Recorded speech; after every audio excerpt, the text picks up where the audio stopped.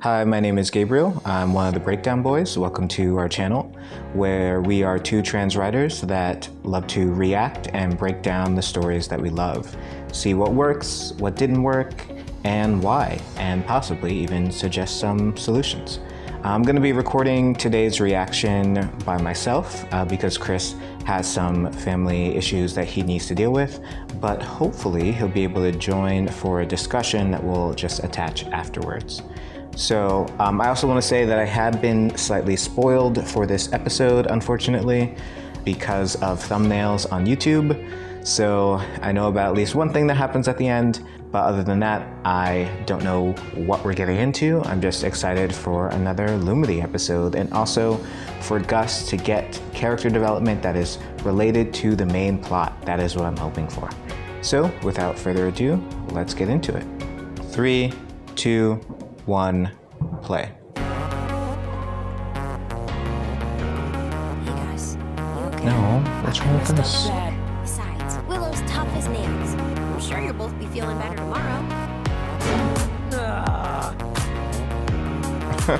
What?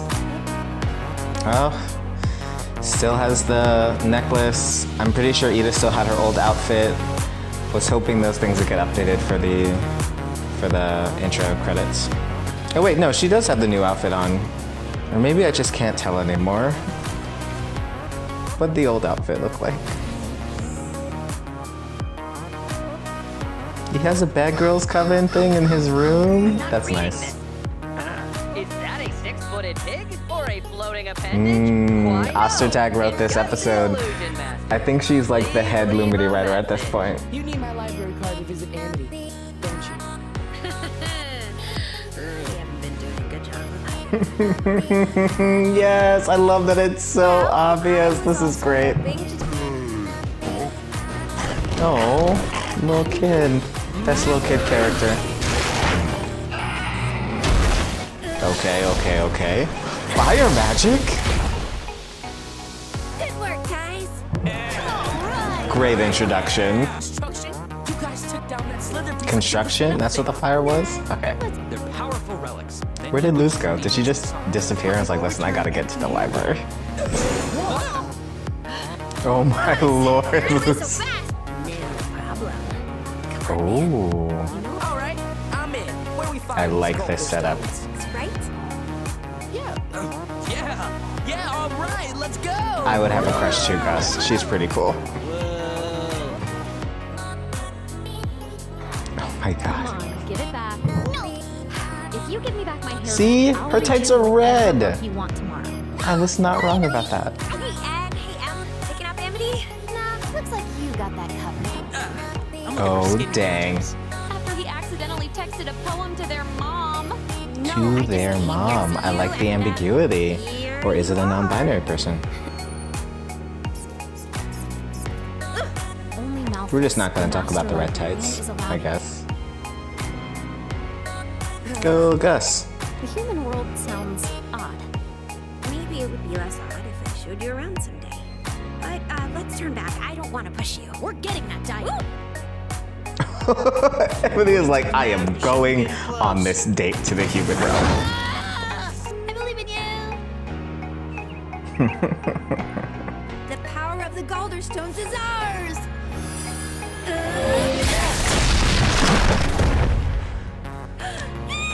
I can't Why do I believe feel like it. this is a bad Legends idea? are true. I don't think you know what you're saying, Guss. Oh wow. She's not great. Oh, careful. Oh. You little rat! Seriously. Like, you're fired? No. No. Don't. Nada funcionará a menos que lo haga funcionar. Most of the time I can understand what Luz says, but I couldn't understand that one. Curses. Which I think I like too. No. So many of the statues are broken. To convince Malthus to hire you again, I had to go through some some trials, and categorizing and eating books. I love that we can and just trust that something Luz called did this the off screen because that's what she does. Oh, hey guys. I like the purple, looks good. Looks like you made a new friend.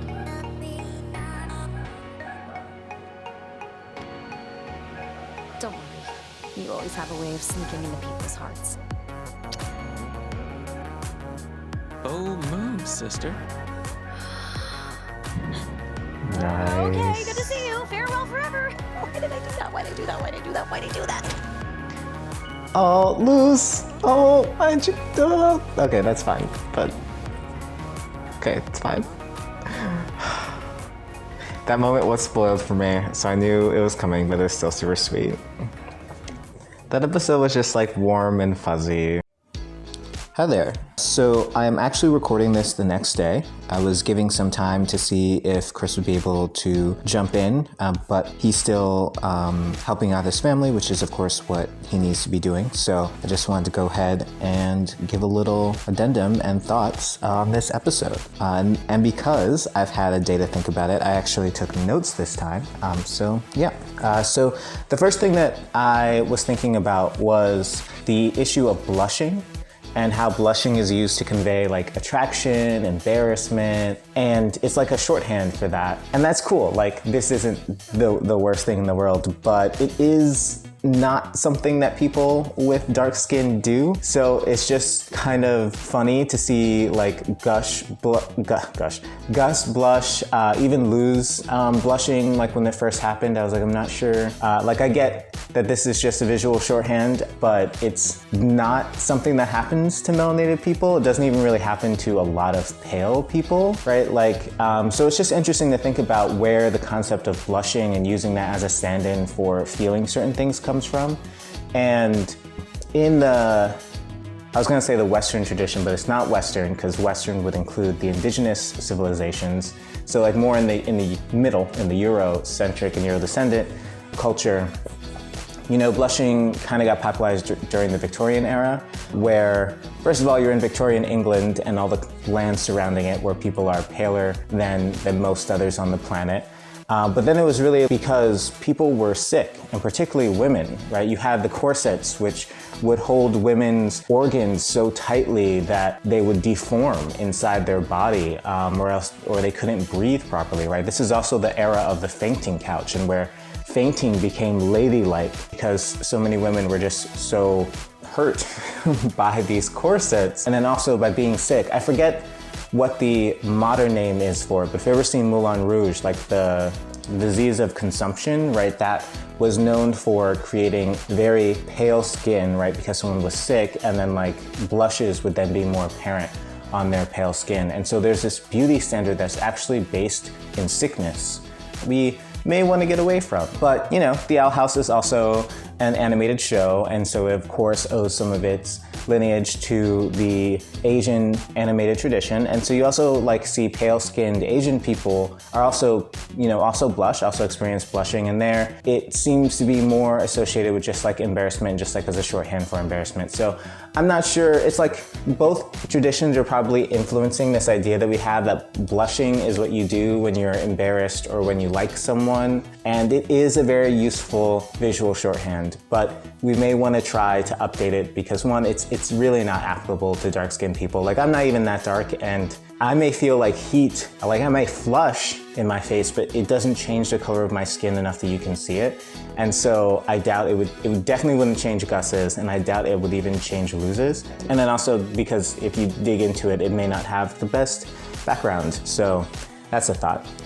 So about Luz's motto, I later watched it with subtitles on so that I could like read it, because I'm better at reading Spanish than listening to it. And it's something like, nothing will work if you don't make it work, which is a super loose thing to say. I call it Luz's motto because I feel like that's just like her MO, like how she operates in the world. Like, oh, nothing's gonna work unless I make it work, so let me go off and do this thing. You know, she sweeps back her hair, marches into the library, does her friend-saving thing that we know that she does. So I would love to get a shirt of that. That'd be great. Just like art of Luz and then her motto next to it would be really cool. That said, you know, I don't want to glamorize it too much. because there is this kind of toxic notion, especially in minority communities, that you can just work your way out of oppression, and you know, you kind of buy into the lie of like, oh, if you just work hard enough, then you'll get all the stuff that other people have. And then when that doesn't happen, then like, you know, white authorities figures are justified in pointing at you and saying like, well, the reason that you and your entire community is poor is because you guys are just lazy, right? Like, don't want to lean into those too much. And it's something that people of color like internalize. Like, we also have like this rise and grind culture of like, just work, just work, just work, right? Even the concept of grinding comes out of hip hop and African American culture, right? So I'm just saying, I don't want us to internalize this attitude that we should just keep working our way to freedom. That's not gonna happen, but I do like Luz's motto. Editing Gabriel, I also just wanted to say that this may be another sign that Luz's fault or flaw that she's gonna have to overcome is her constantly wanting to do things for other people and not really being able to accept that they care about her just because they care about her. So in that case, then don't make a shirt. Let's wait to see how it turns out. I just wanted to add that in. So the next point was, I love how seamlessly this relationship between Luz and Amity is being developed, and how surprising it is and yet refreshing. Like, it's so simple. Like, of course, Luz has a crush. She's been hanging around the library because she wants to see Amity, and other people have noticed. And yeah, it just is so normal, but you like never see it in stories. It's not how stories, like, it's not based on romance tropes. Like, romance tropes are like angst, and you're afraid of telling the person and you don't, and like no one else can know, or like you're so embarrassed for someone else to know. And so you just like draw out the tension by adding in as much confusion and misdirection among the characters as possible. And it's so nice not to see that we can see a relationship. Like, this story isn't about whether Luz and Amity will get together, which is what so many romance stories are about. It's about how and what it means for their life. And I really, really like that, and I want to see more stories like this. Good job, A+ to Ostertag and to Terrace and to the entire team that's working on the show. Yes, excellent. Let's see, Guss's plot. So anyone who has been listening or has watched the previous ones know that this is coming. I was a little disappointed that Guss's plot was not directly related to anything that we could see was connected to the main plot. So again, he kind of got this development that doesn't tie in. Like, you could remove it and the show would go on as before, right? If it can be removed, if the entire episode and the entire concept can be removed, then it's not integral to the main plot, right? So like, you could take out Guss's entire plot and right now the show would continue on as normal. It didn't build on anything, but I'm gonna put a pin in that because it's possible that it does. They've been doing such a good job of integrating things that I think that like this whole Gladstone thing was called Gladstone or whatever it's called. I think it's gonna come back. Like, these ruins and these stones, I think they're gonna come back in, or at least there is a possibility that they might, because they have been so good at like using other episodes to set things up for the end game. So maybe it's connected. Within this episode, it was not clear that it was,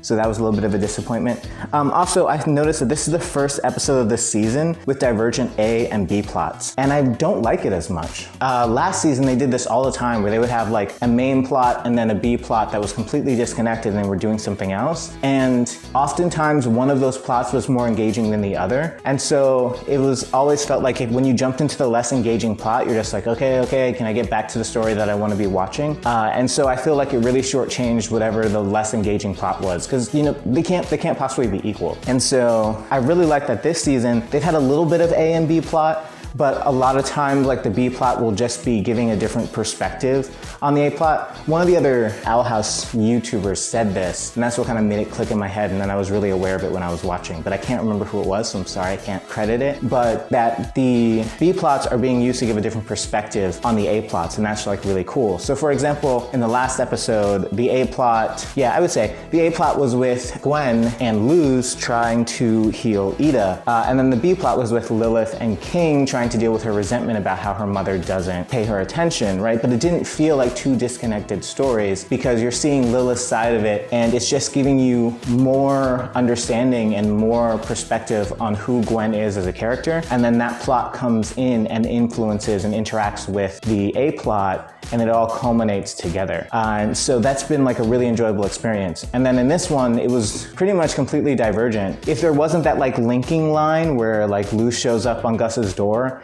and is like, hey, I need to borrow your library card, that was, I think that was super clever because it does give a reason for these plots to start in the same place. Like there's no reason why Luz wouldn't have her own library card, but it just gives a good reason for these two plots to start in the same place. But then they diverge and they don't come back together and they don't really inform one another. And so I think like, sadly, I think what's gonna happen is that Gus's plot is not going to get as much attention.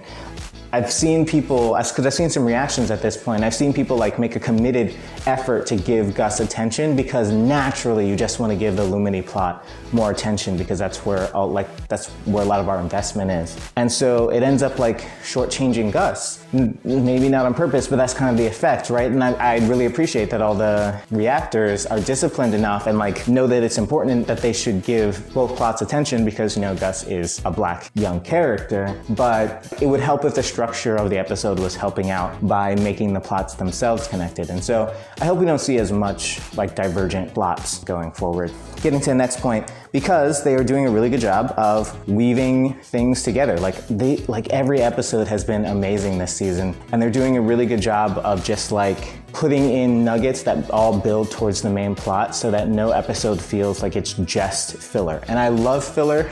I love that it usually gives you time to explore the characters in more depth. In fact, I think the word filler, we should come up with a different concept, a different name for this concept. But just to compare like this episode is filler, right? Like the only thing that builds the main plot is that they find that mouse. And they could have found that in like 2 minutes and then had a plot from there, right? So you could get rid of most of this episode if you wanted to, if you were just thinking like the only thing that mattered to you was telling a coherent plot. But it's like an amazingly constructed episode. It does have that one nugget in it. If you compare that to like some of the filler episodes from last season, like the one where they had a body swap or the one where they got shrunk even, right? Those didn't really have anything that built the bigger story. You could argue maybe the body swap one built up the relationship between Lilith and Ida, but we had already seen what that was in other episodes and they did it better in other episodes. Yeah, so they were just doing like a much better job this season of integrating. And I remember reading, Terrace was talking about how like it feels like weaving together, like you can tell. It's really, really good. On a similar note, I was worried that Lumity and like any Lumity plots would feel extraneous because that's kind of what happened last season, where it was like, okay, we can tell a Lumity story or we could talk about the main plot, but we can't do both. But like I said, they've been doing like a great job of weaving things together and everything is feeling fairly seamless except for Guss off on his own. But like I said, I have hopes that because everything else has been woven together well, I have hopes that that's gonna come back. So Amity's new look, I like the purple hair, as I said in the reaction. However, I think her old look was more distinctive, right? It had that green, it had a very specific profile, it had the star shape in the brown. And so it's funny because that's like a really it's a really good character design. I'm not like a character designer, I'm not a visual artist, so take this with a grain of salt, but from my limited understanding, that's like a super distinctive character design. It gives her a unique profile. She's instantly identifiable from any other character that you may see. And so it's kind of funny because that character design was given a bad in-world reason for existing, right? The fact that her mom thinks that she wants all of her children to have green hair. And because it was given a bad in-world reason, then it had to change. So that now her dyeing her hair purple is a visible sign of growth for her as a character. So I love the growth, but I think it's kind of funny and like a little sad that we have to give up like such an iconic and like well designed character look in order to achieve that growth, because the cool one was given a bad in-world reason. So just something to be wary of. Don't link your cool things that are like objectively cool with bad in-world stuff, because then you can't have nice things. But yeah, I do love the purple hair, and it was, like I said, it didn't have like a distinct profile. It didn't. I guess it looked like this is the start, and I'm interested to see how she's gonna show up in her next appearance and see like what they're gonna do with it. And speaking of, are the titles ever gonna change? I keep looking for this every episode, and then every episode they do something new to change like another character's appearance, so maybe they're just waiting. But like at this point we've had so many character redesigns that are important to their character, so like Amity changing her hair, King getting his horn back, Ida changing her outfit, Amity breaking her necklace. So I'm like, are we gonna get new titles that show up the updated character designs? Because it almost feels like it's lagging now. I'm like I said, maybe they're just waiting for all the different things to change and then they're gonna like introduce new titles. But I'm gonna have my eye out for it every week. So those are all my notes. I really love this episode. I thought it was so cute. Not talking about the one part of the episode that everyone probably is most concerned with, which is of course the Lumity kiss. I really like how they're developing the Lumity plotline. The fact that like what Amity is dealing with is having a crush on someone for the first time and that making her feel vulnerable and making her feel like different things. Who hasn't been there where you have a crush and then you just do things that you wouldn't normally do just to spend time with them and you haven't like found a good balance of having them in your life yet? Like, it's so relatable. I love it. I love that that's where Amity's coming from. And then like Luz on the other side is just discovering that she has a crush and so hearing that like she's been hurting the person that she's crushing on and that has a crush on her and how that moment hit her. That was so well done. It's just so interesting, great character interactions that are a type of romance story that we don't usually get. It's not the will they, won't they. It's like, how will they and what is it like to have this experience? So I think that was really, really well done. I love it. Yep, I can't wait to see where it goes from here. Doing a great job. So yeah, that was my reaction to this episode. If you've enjoyed this breakdown, please leave a like, comment, or review. It really does help the channel grow, and I would love to be able to do this more regularly. And if you have any thoughts, what did you think of Lumity's interactions? Where do you think the show is going? Do you think Guss's plotline with the enhancers are going to come back around? Please leave a comment below, and I'll see you for the next one. Thanks for watching. Bye.